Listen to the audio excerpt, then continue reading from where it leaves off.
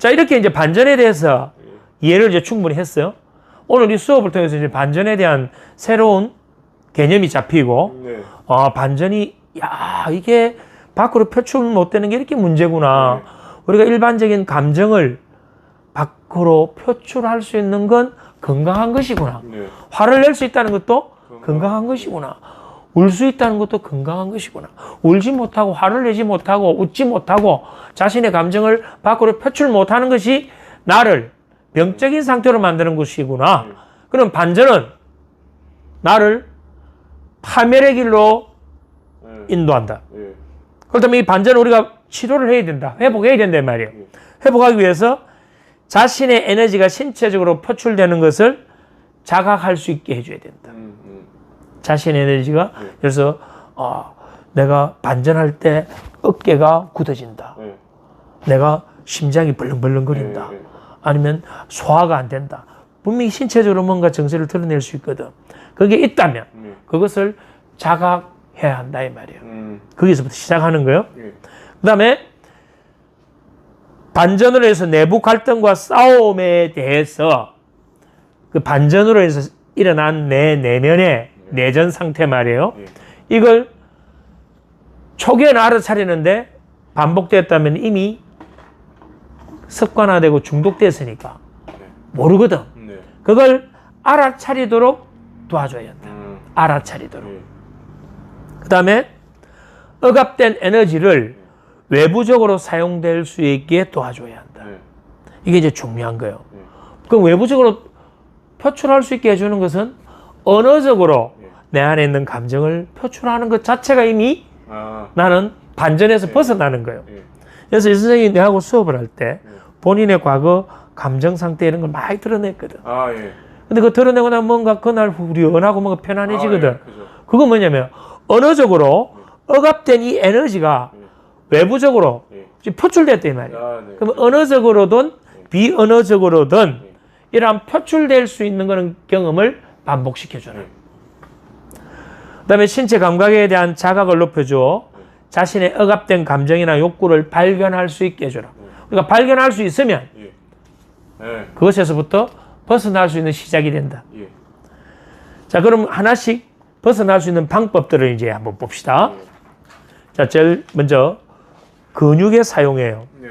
우리의 몸과 마음은 심신 상관성에 의해서 몸을 바꾸면 우리의 마음이 바뀌고 마음을 바꿔도 몸이 바뀝니다.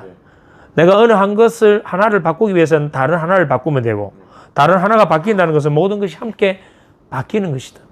그래서 이 반전으로 인해서 내가 지금 여러 가지 문제를 갖고 있다면 그걸 벗어나기 위해서 그걸 회복하기 위해서 치료하기 위해서는 첫 번째 근육의 사용. 자, 이건 뭐냐면 바닥에 그냥 편안하게 눕게 만드는 겁니다.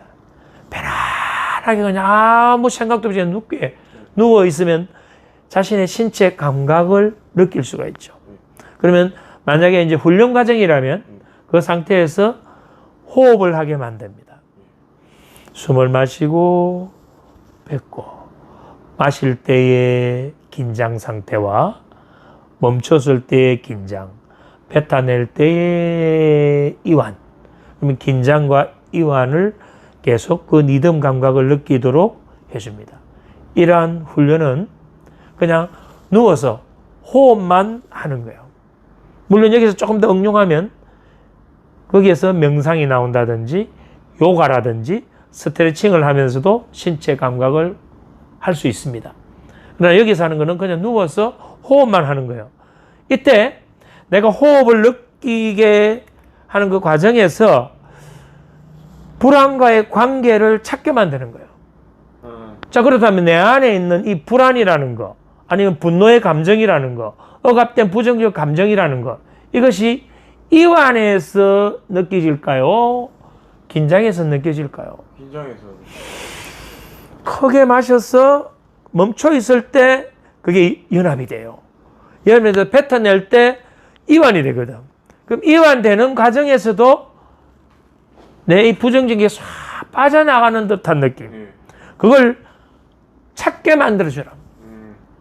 자, 우리 호흡 자체가 이미 자율신경계를 기저선을 낮춰줘요.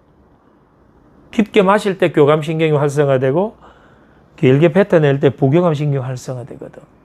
그러면 내가 교감신경이 활성화돼서 긴장을 크게 느낄 때는 우리 잠재의식에서 그 이전에 반전에 의해서 억압되어 있고 갇혀있던 그러한 에너지들이 여기에 고리를 걸립니다.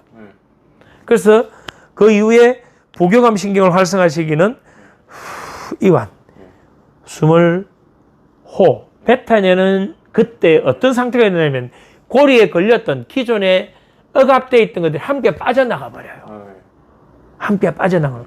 이때 뭐냐면 본인이 이 감각을 계속 느끼도록 만들 때 훨씬 더 효과가 좋아집니다. 호흡하는 것 자체가 이미 잠재의식에서 편안함을 주는데 내가 긴장돼서 뱉어낸 이후에 뭔가 편안해져 버렸거든. 그럼 이거는 뭐냐면 호흡을 느끼게 하며 불안과의 관계를 찾게 만드는 거예요. 분노와의 관계를 찾게 만드는 거예요. 부정적인 스트레스의 그런 걸 찾게 만드는 거예요. 이건 아주 쉬운 방법이면서도 효과가 아주 좋겠죠. 그래서 호흡을 어떻게 방해해서 신체 긴장을 시키는지 스스로 알게 만든다. 이건 무슨 말이냐면 어떤 사람들은 훈련을 시키다 보면 여기서 딱 멈춰버려요. 안 올라간다 이 말이에요. 왜 안 올라갈까요?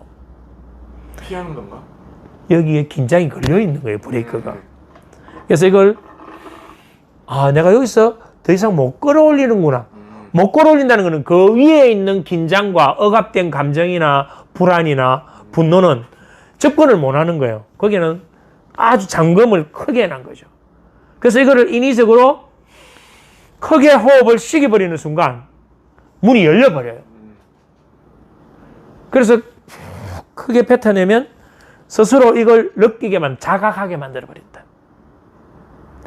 실제로 훈련을 시켜보면 어떤 사람은 호흡이 아주 깊게 돼서 완전한 이완을 크게, 이 탄성을 크게 만드는 거죠.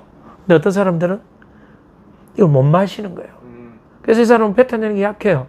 그럼 이게 탄성이 안 생기니까 당연히 내 안에 저장되어 있는, 억압되어 있는 것은 빠져나오기 힘들어진 상태 되죠. 자, 근육을 사용해서 반전해서 벗어나는 훈련. 요런 이제 훈련이 중요해요. 이게 나중에 이제 실제로 상담을 하거나 훈련시킬 때 요런 기법들을 그대로 써도 되고 응용을 해서 써도 돼요. 근데 이 원리를 알아야 이걸 제대로 쓸 수 있다. 자, 행동 방향을 수정하라. 행동 방향을. 이게 뭐냐면 내 어떤 분노 감정 이걸 무조건 억압하지 말고 이게 내가 이게 지금 분노가 올라오고 있구나. 자각하게 만들어라.